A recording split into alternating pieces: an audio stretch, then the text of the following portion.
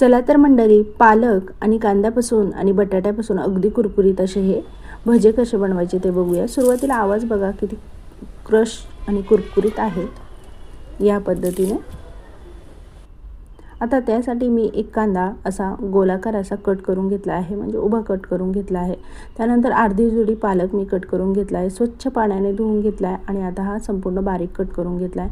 त्यानंतर एक बटाटा आहे तो थोडीशी कोथिंबीर घेतली आणि एक बटाटा आहे तो संपूर्ण सोलून घेतला होता आणि किसून घेतला। 2 पाण्यात तो मी स्वच्छ धुवून घेतला आणि पूर्ण क्रश करून पाणी बाजूला काढून घेतला। यानंतर यामध्ये आलं लसूण पेस्ट, 1 चमचा ओवा, यानंतर जिरे, हिरवी मिरचीचं पेस्ट, धना पावडर, हळद पावडर घालून घेतली आहे आणि यानंतर चवीनुसार थोडंसं मीठ घातलं आहे, अर्धा चमचा लाल मिरची पावडर घातली आहे आणि यामध्ये 1 कप साधारणतः बेसन पीठ घातलं आहे। बेसन पीठ हे लागेल तसं घालायचं आहे, फार एकदाच घालायचं नाही। आणि आता हे संपूर्ण असं मिक्स करून घेणार आहे, पाणी न घालता हे संपूर्ण मिक्स करून घेणार आहे, कारण पालकाचं स्वतःचं पाणी थोडंसं सुटतं आणि बटाटा पण आपण टाकला होता त्याचं पाणी सुटतं, त्यामुळे पाणी जास्त घालायचं बिलकुल नाही आहे, नाहीतर कुरकुरीतपणा येत नाही। आणि अगदी 1 चमचा पाणी मी घालून घेतले, खास फक्त जे पीठ आहे ते पीठ व्यवस्थित कोटिंग तयार व्हावं ह्यासाठी।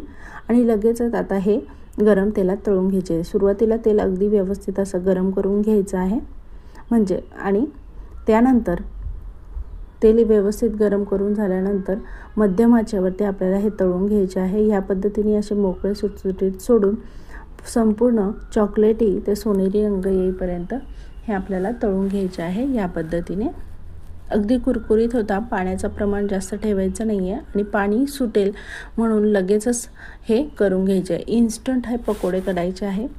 ह्या संपूर्ण रेसिपीचा व्हिडिओ चॅनलवरती अपलोड केलेला आहे संपूर्ण, तर त्यासाठी चॅनलला नक्की व्हिजिट करून तो तुम्ही बघू शकता। त्याचबरोबर अशा नवनवीन रेसिपी रोज बघण्यासाठी चॅनलला सबस्क्राईब देखील तुम्ही नक्की करा। तर हे बघा, ह्या पद्धतीने अगदी व्यवस्थित कुरकुरीत असे हे आपल्याला पकोडे तयार झाले आहेत, तळून झाले आहेत। या पद्धतीने संपूर्ण असे हे तळून घ्यायचे आहे।